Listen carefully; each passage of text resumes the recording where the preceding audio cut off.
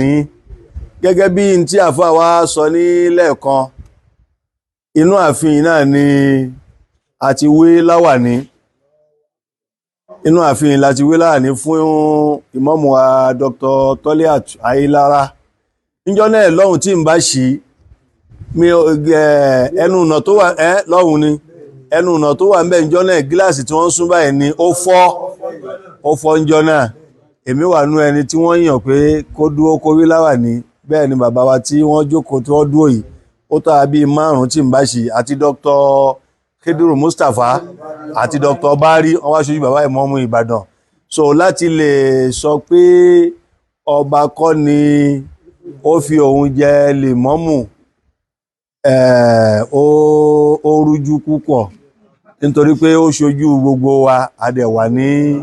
ibẹ̀ so ààfin Ṣọ̀ún ni a ti wé láwàní ní ìjọ náà so kí Ọlọ́run kó wọlá àjọ kan Ọlọ́run Olúwa má yẹ àga yìí ní ìdíyín o torí pé dákun ni ló ràn Ọlọ́run dákun ló ràn Ọlọ́run ẹnìkan ò lè ṣàyàgbàǹgbà sọ́lọ́run pé mo yẹ ṣàyàgbàǹgbà yìí ohun tí n bá fẹ́ ni ó ṣe rárá o àwọn tó ń ṣe tiẹ̀ lọ́wọ́ gan wọ́n sì ń sunkún pé Ọlọ́run